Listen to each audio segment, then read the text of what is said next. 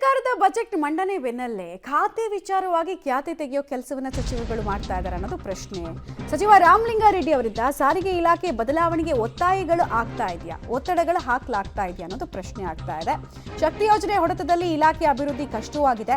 ಬಜೆಟ್ನಲ್ಲಿ ನಿರೀಕ್ಷಿತ ಅನುದಾನ ಸಿಗ್ತಾ ಇಲ್ಲ. ಆರ್ಥಿಕ ಹೊಡೆತದಿಂದ ಬೇಸರ ಆಗಿದೆ.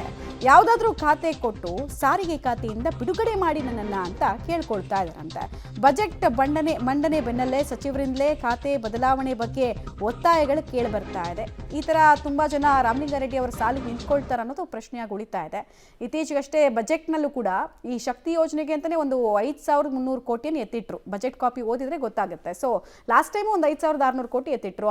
ಹಾಗಿದ್ರೂ ಇಲಾಖೆನ ನಿರ್ವಹಿಸಕ್ ಆಗ್ತಾ ಇಲ್ಲ ಅಂತ. ಆಮೇಲೆ ಫಸ್ಟ್ ಟೈಮ್ ಅಲ್ಲ, ಈ ಸಾರಿಗೆ ಇಲಾಖೆನ ಹ್ಯಾಂಡಲ್ ಮಾಡುವಂತಹ ಸಚಿವರು ನನ್ಗೆ ಆ ಖಾತೆ ಬೇಡ ಅಂತ ಮುನಿಸ್ಕೊಳ್ತಿರೋದು ಫಸ್ಟ್ ಟೈಮ್ ಅಲ್ಲ.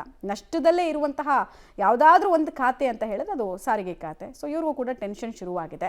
ಮತ್ತೆ ಈ ಸಲ ಬಜೆಟ್ನಲ್ಲಿ ಎತ್ತಿಟ್ಟಿರೋ ದುಡ್ಡು ಅಷ್ಟೇ, ಸಾರಿಗೆ ಜೊತೆಗೆ ಒಳ ಆಡಳಿತ ಅಂತ ಹೇಳಿ ಒಂದು 20,000 ಕೋಟಿಯಷ್ಟು ಎತ್ತಿಟ್ಟಿದ್ದಾರೆ.